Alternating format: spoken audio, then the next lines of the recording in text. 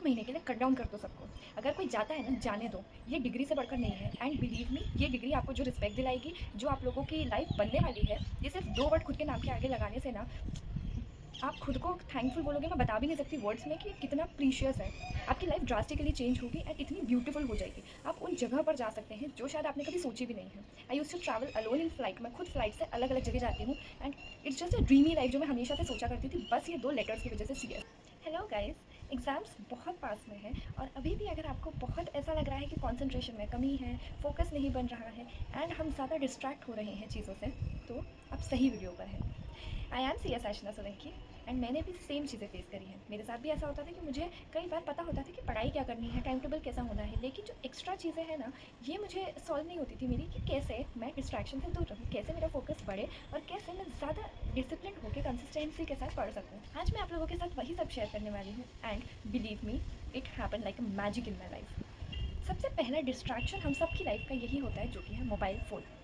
बहुत ज़्यादा यूज़फुल भी है, लेकिन सबसे बड़ा डिस्ट्रैक्शन यही है। इस डिस्ट्रैक्शन को दूर रखने के लिए मैंने ना कुछ 2-3 चीज़ें करी थी जो कि वंडर्स की तरह हेल्प करी थी मेरी लाइफ में। सबसे पहले मैंने जो अपनी स्क्रीन है, वो स्क्रीन का जो वॉलपेपर जो होता है वो ब्राइट लगा था। हमारा जो माइंड है डोपामाइन रश करता है जब हम ब्राइट चीज़ को देखते हैं, तो हम ज़्यादा देर उस चीज़ को यूज़ कर पाते हैं। लेकिन वही अगर हमारे सामने एक न्यूज़पेपर रख दिया जाए, तो आप खुद बताइए कितनी इंटरेस्ट के साथ आप उसे पढ़ेंगे? बिल्कुल भी नहीं। थोड़ी देर में आप बोर हो जाएंगे एंड साइड रख के चले जाएंगे। मैंने अपने फ़ोन का जो वॉलपेपर था वो एकदम डार्क कर लिया था, जिसके कारण मैं थोड़ी देर ही यूज़ करने के बाद मुझे लगता था कि नहीं, रख देते हैं। ये हम खुद से नहीं कर रहे हैं, लेकिन ये माइंड साइकोलॉजिकली हमसे खुद करवा देता है जब हम इन छोटी चीज़ों को ध्यान में रखते हैं। तो अपने फ़ोन का वॉलपेपर जो है उसे डार्क सेट कर दीजिए, ताकि एज ए न्यूज़पेपर वो हमें दिखे और ज़्यादा देर हम यूज़ ना कर पाएँ उसको। डार्क से मेरा मतलब ये नहीं है कि कोई अच्छा सा डार्क वॉलपेपर लगा दो, नहीं। थोड़ा सा उसका टेम्पलेट चेंज करके उसे थोड़ा सा बोरिंग जैसा जो होता है ना, ग्रे स्केल टाइप्स, वैसा बना दो। सेकेंडली, मैंने सारे ऐप पे ऐप लॉक लगा दिया था। यस, मुझे पता था कि जितनी ज़्यादा देर मैं ऐप्स को यूज़ करूँगी, मेरा टाइम जाएगा एंड बाद में सोते टाइम बहुत ज़्यादा रिग्रेट होता ही है, बहुत ज़्यादा। नींद जब हम एकदम बेड पे जाते हैं ना, तो हमें लगता है यार इतना टाइम वेस्ट कर दिया, हमारा आज का टाइम टेबल अचीव नहीं हो पाया, हमारे टारगेट्स अचीव नहीं हो पाए एंड बहुत रिग्रेट होता है। इसके लिए मैंने ऐप लॉक लगा दिए थे। इंस्टा, स्नैपचैट और बाकी के लिंक्डइन, ये सारे ऐप्स तो मैंने हटा ही दिए थे। मेरे पास में जो मेन ऐप्स थे वो व्हाट्सएप था, यूट्यूब था, टेलीग्राम था, क्योंकि यहाँ पे कुछ अमेंडमेंट्स और लास्ट मोमेंट पे कुछ टिप्स या इंपॉर्टेंट चीज़ें आ जाती हैं। इस पे मैंने ऐप लॉक लगा दिया था। फर्स्ट मैंने एनालाइज़ किया था कि मेरा स्क्रीन को यूज़ करने का टाइमिंग कितना है। आई फिगर्ड इट आउट कि डिस्पाइट एग्जाम्स चल रहे हैं, फिर भी मैं अपनी जो स्क्रीन है उसको 2 to 3 आवर्स यूज़ कर ही रही हूँ, पूरा मिला के। तो मुझे समझ आता है कि मेरा टाइम बहुत जा रहा है, तो मैंने उस टाइम को 1 आवर कर दिया था। यस, जैसे मैंने उस टाइम को 1 आवर किया था, तो 1 आवर पूरा मिला के अलार्म क्लॉक बज गई, बाय चांस किसी से कॉल पे बात करना हो गया, आपको कुछ भी यूट्यूब हो गया, ये सारी चीज़ें, तो 1 आवर का टाइम जो था मैंने लगा दिया था। एंड लकीली धीरे-धीरे जब ये मैंने किया, तो बस मुश्किल से मुझे 4-5 दिन लगे थे। ऑटोमेटिकली फ़ोन लॉक हो जाता है, वो सारे ऐप लॉक हो जाते हैं, कुछ बचता ही नहीं है फिर आपको यूज़ करने के लिए। 4-5 दिन बाद ऑटोमेटिक वो टाइम मेरा हाफ आवर हो गया था एंड मैं बहुत ज़्यादा खुश हुई थी कि ठीक है, कम से कम अभी मुझे थोड़ा बुरा लग रहा है कि यार मैं यूज़ कर रही थी, एकदम से ऐप लॉक हो गया, बंद हो गया फ़ोन, लेकिन फिर भी वो मेरा टाइम बचाया था ट्रिक ने, और मुझे बहुत ज़्यादा हेल्पफुल हुई थी एग्जाम्स में, क्योंकि मेरे पास ज़्यादा टाइम बच गया था जहाँ बच्चे फ़ोन स्क्रॉल करने में अपना टाइम वेस्ट कर रहे थे। तीसरी जो मैंने मोस्ट इंपॉर्टेंट चीज़ करी थी वो ये थी कि मैंने अपने टाइम टेबल में एक हाफ एन आवर का टाइम जो है वो फ़ोन यूज़ करने का रखा था। Yes, I am not joking. जब आपको पता होता है ना आपके माइंड को कि मेरे पास इस काम को करने के लिए एक टाइम अलॉटेड है, तो हमारा माइंड ज़्यादा परेशान नहीं होता है। अभी आप फ़ोन इसलिए चला रहे हो क्योंकि आपके हाथ में वो है एंड आपको ऐसा लग रहा है कि ठीक है, बस मुझे यूज़ करना है, हाँ ये इंपॉर्टेंट है, मैं देख लेती हूँ, ये देख लेती हूँ, कुछ इंपॉर्टेंट ना आ जाए, अरे इससे चैट करनी थी, ग्रुप चैट चल रही थी हम लोगों की। तो आपका माइंड इन सब चीज़ों में जब उलझा रहता है ना, तो आपको शांति नहीं मिलती है एंड पढ़ाई के बीच में 10 बार आप डिस्ट्रैक्ट होते ही हैं। मैंने सबसे बेसिक यही किया था कि मैंने एक टाइम अलॉट कर दिया था हाफ एन आवर का, जो मेरा ब्रेक टाइम था कि इस टाइम पे मैं फ़ोन यूज़ करूँगी। अब पढ़ते टाइम दिमाग में तो आएगा कि यार फ़ोन यूज़ करना है, ये वाली चीज़ करनी है, ये वाली, तो मैंने अपने पास में एक पेपर रखा था जहाँ पे मैं रोज़ जॉट डाउन करते जाती थी कि जब भी मैं फ़ोन उठाऊँगी तो मैं ये यूट्यूब वीडियो देखनी, मुझे ये सेक्शन मुझे समझना है, मुझे ये काम करना है, मुझे इसकी चैट का रिप्लाई करना है। मैंने ना प्रॉपर एक जॉट डाउन करके रखी थी पूरी लिस्ट। जैसे ही मेरे दिमाग में आता था मैं बस लिखती जाती थी एंड वो हाफ एन आवर का जो मेरा टाइम शाम को अलॉटेड था, जब मैं उस टाइम फ़ोन उठाती थी तो उस टाइम मैं वो सारी चीज़ें कर लेती थी। फिर बस हो गया वो हाफ एन आवर, उसके बाद वापस से वो पेपर पे लिखना शुरू कर देती थी। इसके कारण मेरा टाइम बहुत ज़्यादा बचा। एक और काम आपको ये करना है कि मोबाइल फ़ोन को अपने पास में मत रखिए। ये एक साइकोलॉजिकल फैक्ट है कि जिस भी चीज़ का एक्सेस हमारे पास में बहुत ईज़िली होता है ना, वो हमारा टाइम वेस्ट करती ही है। तो उस एक्सेस को थोड़ा-सा अपने से दूर रखिए। जिस रूम में आप पढ़ाई कर रहे हैं, उस रूम में फ़ोन को प्लीज़ मत रखिए, या तो कबर्ड में रख दीजिए या कोई दूसरे रूम में जाके रखाइए साइलेंट करके, लेकिन येस, फ़ोन को दूर रखिए। जब डिस्ट्रैक्शंस की बात हो ही रही है तो सबसे इम्पोर्टेंट डिस्ट्रैक्शन की तरफ हम बढ़ते हैं, जो कि है हमारे फ्रेंड्स। मैं जानती हूँ फ्रेंड्स बहुत ज़्यादा हेल्पफुल होते हैं एंड हमारे एग्ज़ाम टाइम में हमारी हेल्प भी बहुत ज़्यादा करते हैं, लेकिन हमारी लाइफ का सबसे बड़ा डिस्ट्रैक्शन ही वो होते हैं। इतना याद रखो कि कोई साथ नहीं आएगा। अगर तुम थोड़े से मीन हो गए ना इस टाइम पे और तुमने किसी को अगर कम टाइम भी दिया ना, तो देख लेना, अगर उसे तुम्हारी लाइफ में रुकना होगा तो वो रुकेंगे, और अगर वो नहीं रुकते तुम्हारी लाइफ में, इट मीन्स वैसे भी वो डिजर्व नहीं करते थे। जब वो तुम्हारे टफ टाइम में तुम्हारे साथ में खड़े नहीं हो सकते, थोड़ा सा समझ नहीं सकते, तो क्या मतलब ऐसे दोस्त रखने का। मेरे साथ भी ये चीज़ बहुत बुरी तरीके से मैंने फेस करी थी कि मेरे साथ ऐसा हुआ था that people started being rude to me, कि मैं जब उन्हें टाइम नहीं दे रही थी तो मेरे जो कुछ ऐसे फ्रेंड्स थे जो बहुत ज़्यादा रूड हो गए थे मुझसे उस time.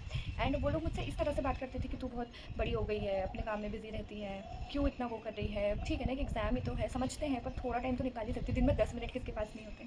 It is not about 10 minutes, it is about understanding the thing कि आपके लिए अभी फ़िलहाल को आप ज़रूरी हो, आपके लिए आपका करियर ज़रूरी है। फ्रेंडशिप क्या हो जाएगा, 1 महीने अगर दोस्तों से बात नहीं होगी तो। आई डोंट थिंक नाराज़ होने की ज़रूरत भी है उसमें। मैंने बस वो एग्ज़ाम के बाद कट डाउन किया एंड उसके बाद से मैंने उनसे फ्रेंडशिप भी नहीं रखी थी, क्योंकि मुझे पता था कि अगर ये मुझे इस टाइम पे नहीं समझ सकते हैं तो क्या मतलब है। व्हेन आई बिकेम सीएस, उन लोगों का मैसेज आया था, अरे कांग्रेचुलेशन, हमें पता था तू कर लेगी, तू डिज़र्व करती है। जब मैंने कहा था समझ लो थोड़ा, तुम नहीं समझे थे।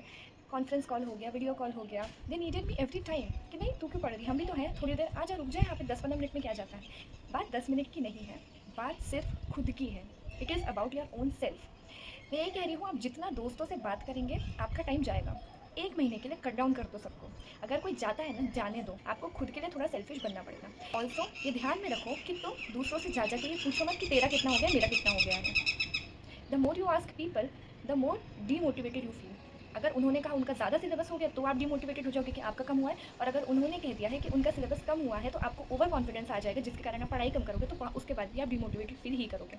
बेटर है किसी से मत पूछो, तुम्हारा जितना हो गया है उतना करो एंड सब जगह से कट डाउन कर दो। सोशल मीडिया हो गया, फ्रेंड्स हो गए, हर किसी से दूर रहो। एंड अगर कोई पूछ भी रहा है कि तेरा कितना हो गया है, मेरा इतना हुआ है, तो यही बोल दो कि ठीक है, मुझे इस बारे में बात नहीं करनी है। इन सब चीज़ों को थोड़ा सा अवॉइड करने की कोशिश करो। थोड़ी देर के लिए तुम सिर्फ रूड कहलाओगे, थोड़े सेल्फिश कहलाओगे, लेकिन ये तुम्हें बहुत हेल्प करेगा तुम्हारी प्रिपरेशन में। अभी थोड़ा सा भी कॉम्प्रोमाइज़ इन चीज़ों पे ना बाद में बहुत अफेक्ट कर सकता है, तुम्हें रिग्रेट होगा। तुम्हारी भलाई के लिए कह रही हूँ। हमने बात कर ली है कि हमारा जो डिस्ट्रैक्शन है उससे दूर कैसे रहना है। अब बात करते हैं कि कंसिस्टेंट कैसे रहना है और फोकस कैसे बढ़ाना है। उसके लिए सबसे ज़्यादा ज़रूरी बस आपको एक छोटी सी चीज़ याद रखनी है कि आपको अपनी पूरी एनर्जी काम करने में नहीं, बल्कि उस काम को स्टार्ट करने में लगानी है। इट मीन्स अगर पढ़ाई करने का मन नहीं भी कर रहा है ना, तो भी बस जाओ और पढ़ाई के लिए डेस्क पे बैठ जाओ। आपको सिर्फ 15 मिनट्स तक बुक खोल के बैठे रहना है। बस आप ये करो, ऑटोमेटिकली आपका माइंड जो है बाकी का काम खुद कर देगा, आपकी बॉडी खुद कर देगी। ये एक बहुत ही प्यारी साइकोलॉजी है कि अगर आप कोई भी काम को स्टार्ट करने में अपनी एनर्जी लगा देते हो ना, तो बाकी का काम आपकी बॉडी, आपका माइंड खुद से करने लग जाता है। सिर्फ 15 मिनट्स पढ़ने बैठेंगे ना, आप देखेंगे कि 15 मिनट्स मजबूरी में मन मार के बैठने के बाद ऑटोमेटिकली 15 मिनट्स खत्म होने के बाद आपकी माइंड, आपका बॉडी खुद से उस काम को करने लग जाएगा। एंड आप कहाँ 2-3 घंटे पढ़ाई कर लेंगे, आप भी नहीं समझ पाएंगे। यस। ऑल्सो ये याद रखिए कि जिम फेरिस ने कहा है कि कंसिस्टेंसी जो है वो एक एग्रीमेंट की तरह है। एक बार अगर आपका एग्रीमेंट टूटा खुद से, तो वापस आने में बहुत टाइम लगता है। क्या आपने भी देखा होगा कि जब भी हम लोग कोई भी चीज़ को स्टार्ट करते हैं, इवन अगर एक्सरसाइज करना ही क्यों ना हो गया, एक बार अगर हमारा वो मन नहीं होता एक आध दिन कि यार आज नहीं करते, और वो एग्रीमेंट टूट जाता है, तो अब वापस से स्टार्ट करने में बहुत टाइम लगता है। याद रखिए, एग्जाम सर पे है, आपको हर दिन पढ़ना ज़रूरी है। एक दिन भी अगर आपने सोचा ना कि अब ब्रेक ले लेते हैं और नहीं पढ़ते हैं, तो वो कंसिस्टेंसी टूट जाएगी। वो जो टाइम टेबल आप अभी तक फॉलो कर रहे थे वो ब्रेक हो जाएगा एंड उसे वापस आने में काफ़ी ज़्यादा टाइम लगेगा।